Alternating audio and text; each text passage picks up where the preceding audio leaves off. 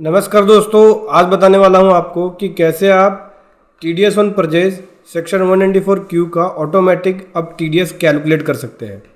Tally के इस नए रिलीज़ में रिलीज़ 5.0 में ये अपडेट देखने को मिलेगा। आज की वीडियो में बताऊंगा कि कैसे आप उस तरह के केसेस में TDS की डिडक्शन करेंगे, TDS की रिटर्न को प्रिपेयर करेंगे और TDS की पेमेंट होगी। उससे पहले बताना चाहूँगा, जो भी भाई बंधु मेरे चैनल पे पहली बार है, इस वीडियो को पहली बार देख रहे हैं, जिन्होंने अभी तक सब्सक्राइब नहीं किया सब्सक्राइब कर लीजिए, साथ ही साथ बेल आइकन पे भी क्लिक कर लीजिए ताकि इस तरह का कंटेंट आपको मिलता रहे। सो दोस्तों, आपको सबसे पहले क्या करना होगा, सबसे पहले आपको जो आपकी रिलीज़ है हेल्प में और अपग्रेड में, ठीक है, यहाँ पे आपको दिखेगा, देख सकते हैं 5.0 या 5.0 बोल लो, ये लेटेस्ट रिलीज़ है और ये लेटेस्ट रिलीज़ के अंदर ही आपको ये अपडेट देखने को मिलेगा। हालांकि 5.0 के अंदर बहुत सारे बड़े बड़े अपडेट है, मेजर अपडेट्स है। तो जिन लोगों के पास लाइसेंस सॉफ्टवेयर है टैली का और जिनका पुराना वर्जन है तो उनको रिन्यू कराना होगा 5.0 या 5.0 के अंदर। रिन्यूअल के लिए आपको जाना होगा टैली सॉल्यूशन की साइट पे, इस लिंक के जरिए जाना, जो लिंक मैं आपको अभी दूंगा, वीडियो के डिस्क्रिप्शन में भी है, ठीक है। इससे आपका कुछ नहीं जाएगा लेकिन हमारी हेल्प होगी। तो आपको इसका बेनिफिट तभी मिलेगा जब आप 5.0 या 5.0 के अंदर अपडेट कर लेते हैं। तो आपको करना क्या है, इस साइट पे जाने के बाद रिन्यू पे टिक कर लेना। ऐसे रिन्यू पे टिक करने के बाद देख सकते हैं टैली सॉफ्टवेयर सर्विसेज। जब भी कोई अपडेट आता है तो आपके पास TSS होना चाहिए, जिसको टैली सॉफ्टवेयर सर्विस बोलते हैं, तभी आपको अपडेट मिलेगा। अगर आपका टैली के अंदर TSS एक्सपायर हो गया है तो उसका आपको रिन्यूअल कराना होगा अपने वर्जन के अकॉर्डिंग। सिल्वर वर्जन है तो सिल्वर का, गोल्ड है तो गोल्ड का आप करा सकते हैं। यहाँ पे यही नहीं, टैली ने बहुत सारे ऑप्शन दे दिए हैं कि आप 1 साल का कराना चाहो तो 1 साल का करा सकते हो, 2 साल का कराना चाहो तो 2 साल का करा सकते हो, उसके हिसाब से प्राइस होगा। तो अगर आपको लगता है कि नहीं भी बार बार अपडेट करना पड़ता है तो साथ आप 2 साल का साथ एक इकट्ठे ही रिन्यूअल करा सकते हो, ठीक है। सिल्वर के लिए ये प्राइस होगा और गोल्ड के लिए ये प्राइस होगा। तो अपने प्राइस अपने बजट के अकॉर्डिंग करा सकते हो रिन्यूअल, ठीक है। और अगर आप टैली यूज़ नहीं कर रहे हैं और टैली में स्विच होना चाहते हैं तो भी आप बाय कर सकते हैं। बाय नो पे क्लिक करके यहाँ से आप टैली सॉफ्टवेयर को बाय कर सकते हैं। चलिए, ये तो थी बात रिन्यूअल और बाय की। अभी बात करते हैं कि कैसे TDS का कैलकुलेशन होगा ऑटोमेटिक। तो सबसे पहले तो लेटेस्ट रिलीज़ आपका अपडेट होना चाहिए, ठीक है। उसके बाद ही आप 194Q के अंदर जो TDS on purchase of goods के ऊपर TDS है, वो आप उसका कंप्लाइंसेस को कर सकते हो। सबसे पहले मैं ब्रीफ में बता देता हूँ कि सेक्शन 194Q होता क्या है। तो सेक्शन 194Q फाइनेंस बिल 2021 के अंदर लेके आया गया था। इसमें TDS आपको डिडक्ट करना होता है जब आप गुड्स को परचेज करते हैं। इसमें कुछ क्राइटेरिया है। पहला कि अगर आपकी बिजनेस की एनुअल टर्नओवर प्रीवियस ईयर के अंदर अगर 10 करोड़ से एक्सीड हो जाती है तो ही आपको काटना है। दूसरा क्राइटेरिया है कि परचेज, जिससे आप परचेज कर रहे हो, अगर वो एक्सीड हो जाता है 50 लाख से ज़्यादा 1 साल के अंदर तो आपको TDS काटना होगा। मतलब 2 कंडीशन है। पहला, आपकी टर्नओवर 10 करोड़ से ज़्यादा हो और सामने वाले जो परचेज कर रहे हो अगर उससे 50 लाख से क्रॉस हो गया है तो आपको TDS काटना होगा। 50 लाख 1 साल के अंदर है। तो इस पर रेट क्या होगा, 0.1% का रेट है। तो यहाँ पे आप 0.1% के हिसाब से TDS काट के उसकी पेमेंट करोगे जो भी माल खरीद रहे हो। अगर सामने वाले के पास पेन नहीं है तो क्या होगा, 5% का TDS एप्लीकेबल होगा। फॉर एग्जांपल के लिए मान के चलिए कि आपने 60 लाख रुपए का सामान खरीदा, ठीक है। तो एग्जेम्पशन लिमिट क्या है, 50 लाख। तो 50 लाख लेस करने के बाद यानी 10 लाख के ऊपर आपको 0.1% के हिसाब से TDS काटना होगा। किसके ऊपर एप्लीकेबल नहीं होगा 194Q? गवर्नमेंट एंटिटीज के ऊपर एप्लीकेबल नहीं होगा। एंटिटी जो चार्ज कर रही है TCS सेक्शन 206C पे, पहले से ही वो चार्ज कर रही है TCS उस गुड्स पे, तो उस केस में एप्लीकेबल नहीं होगा।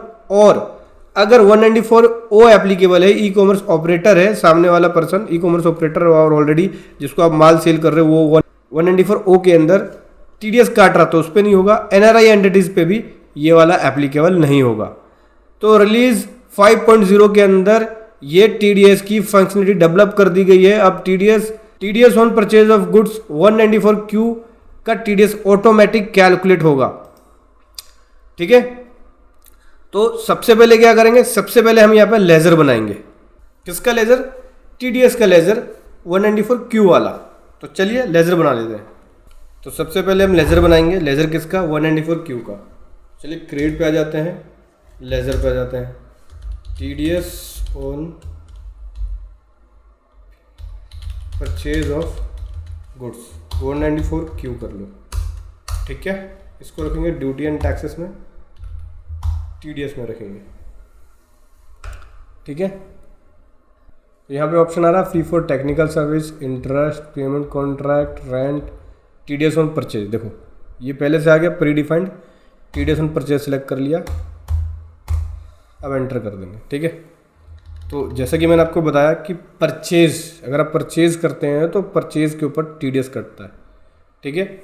तो मैं यहाँ पे बैलेंस शीट में जाके क्रेडिटर्स पे चला जाता हूँ और चेक करेंगे कौन सी ऐसी पार्टी है जिससे मैंने 50 लाख से ज़्यादा का ख़रीद लिया है, तो उसकी TDS को यहाँ पे हम डिडक्ट करेंगे। शो ट्रांजेक्शन्स पे यस कर दिया, अभी एंटर करेंगे, ओपनिंग बैलेंस भी ले लेते हैं। देखो जो क्रेडिट साइड अमाउंट है वो परचेज का होता है, तो क्रेडिट साइड अमाउंट हमें देखना है कि कौन सी ऐसी परचेज है, कौन सी ऐसी पार्टी है जिससे हमने 50 लाख का अमाउंट क्रॉस कर दिया है। तो ऊपर से देखते चलेंगे, ये देखिए 79 हो गया, इसका मतलब हमने इनसे परचेज क्रॉस कर दिया 50 से। अभी यहाँ पे आ जाते हैं, जुलाई के अंदर ही ऑलरेडी हमने 79 परचेज कर लिया है, जुलाई में इनकी लिमिट क्रॉस हो चुकी है, ठीक है। ये देखिए यहाँ पे 79 है, तो हमने ऑलरेडी लिमिट को क्रॉस कर दिया है, यानी 50 लाख से ऊपर का अमाउंट क्रॉस कर दिया है। तो अगर 50 लाख लेस कर देंगे तो कितना बच जाएगा इसके अंदर, ये देखिए 79 का अमाउंट है। ये जो क्रेडिट साइड है वो परचेज है, ठीक है, डेबिट साइड में पेमेंट है। तो 79 का अमाउंट हमने क्रॉस कर दिया, इसका मतलब 50 लाख का अमाउंट ऑलरेडी क्रॉस कर चुके हैं। तो अगर मैं इसमें से लेस करूँ अमाउंट 79,33,697 माइनस 50 लाख, कितना बच गया, 29,33,697, ठीक है। इस पे TDS कटेगा। हालांकि मेरे को अमाउंट पता लग गया, ये अमाउंट है, तो अभी हमें पता चल गया पारस मेटल इंडस्ट्रीज़ के अंदर TDS काटना जुलाई मंथ में।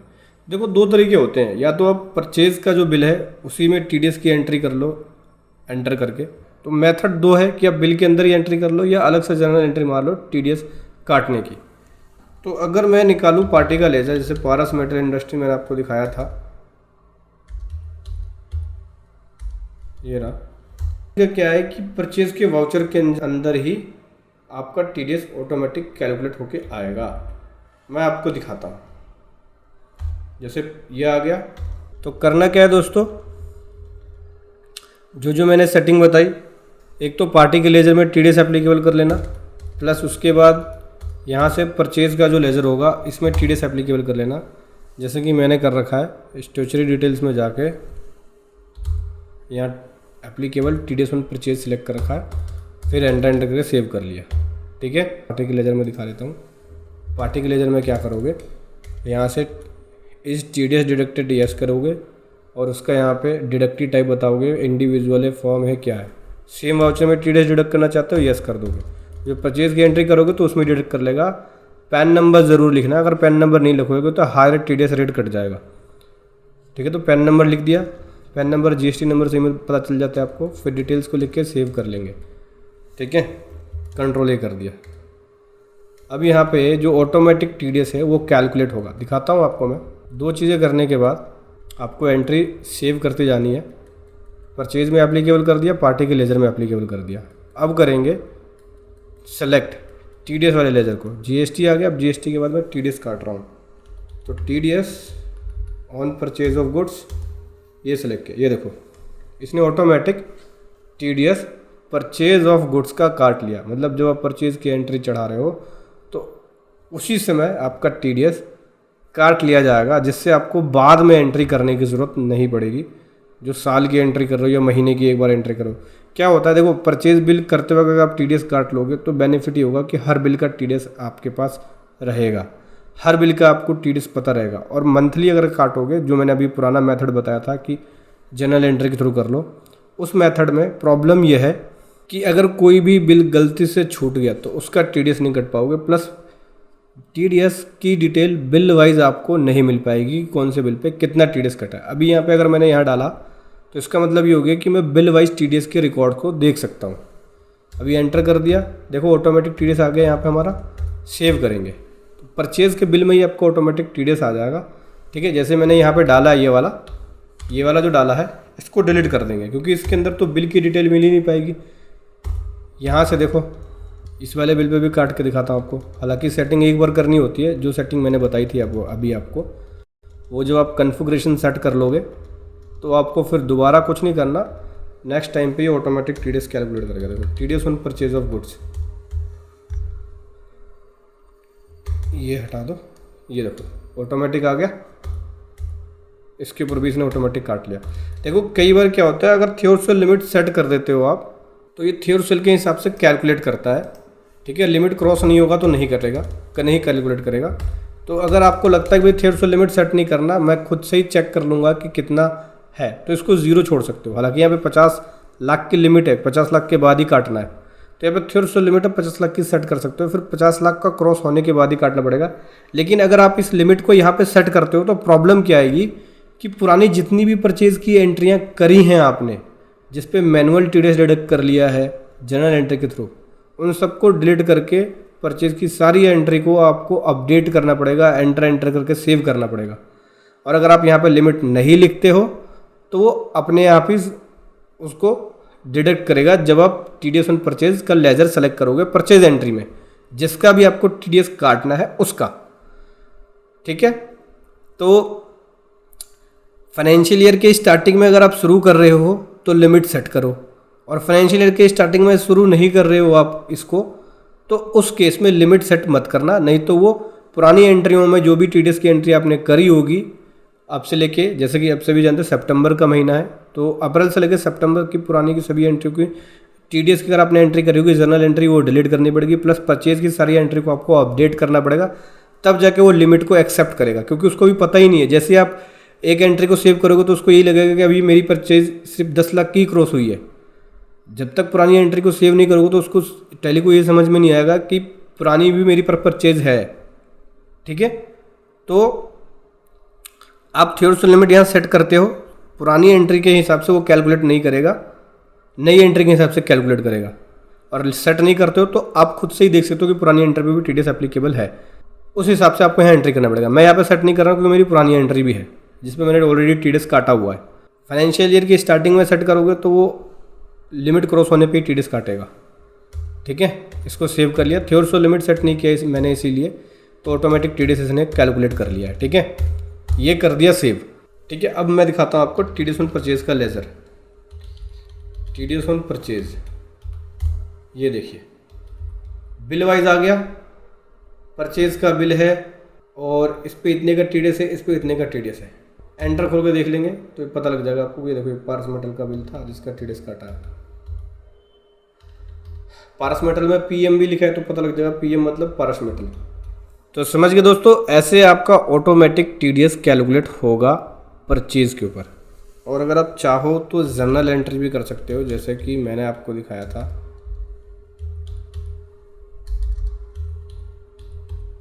पारस मेटल इंडस्ट्रीज का ये देखो बिल के ऊपर कैलकुलेट है।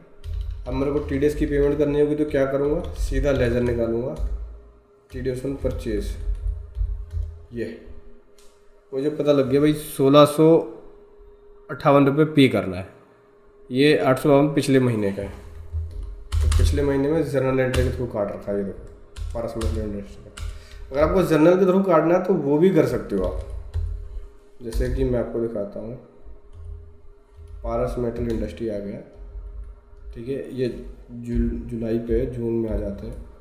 ठीक है, जैसे कि इस बिल का ये काटा है, मान लो इस बिल का काटना है, तो इस बिल का ये काटा हुआ है लेकिन ये सही हेड में नहीं है, तो मैं इसका हेड चेंज करूँगा। यहाँ से लूँगा टीडीएस ऑन परचेज, ये वाला जो बनाया था हमने, अगेंस्ट रेफरेंस ले लिया।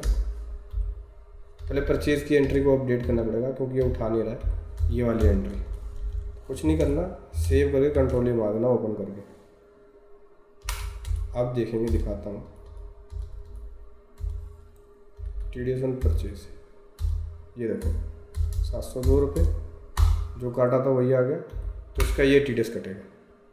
एक मेथड तो ये है कि जनरल के थ्रू कर लो, दूसरा मेथड है परचेज के वाउचर में कर लो। ठीक है, अब जब लेजर खोलेंगे टीडीएस ऑन परचेज, तो ये देखो, ये जनरल के थ्रू कटा है जून महीने में, और ये परचेज वाउचर पे होगा परचेज जीएसटी परचेज लिखा होगा उसके वाउचर टाइप में, जो जनरल पे होगा जनरल लिखा होगा। जनरल वाले में पार्टी वाइज दिख जाएगा आपको, और परचेज वाउचर में आपको पार्टी का नाम यहाँ शो नहीं करेगा, परचेज अकाउंट शो करेगा। तो जनरल वाले में करेंगे तो सबसे बेस्ट होगा। जनरल वाले में फ़ायदा ये है कि आपको पार्टी वाइज डिटेल मिल जाएगी, कौन सी पार्टी का कितना टीडीएस कटा है, तो उसके हिसाब से आप टीडीएस की पेमेंट कर सकते हो। इसको उठा के आप टीडीएस की रिटर्न भी बना सकते हो, ठीक है। इसी के ज़रिए, इसी के बेसिस पे बनेगा। तो समझ गए दोस्तों, ऐसे आपको टैली प्राइम के न्यू रिलीज़ में टीडीएस की एंट्री करनी है, TDS on purchase of goods का। वीडियो कैसा लगी ज़रूर बताएं। Thank you so much. जय हिंद, वंदे मातरम।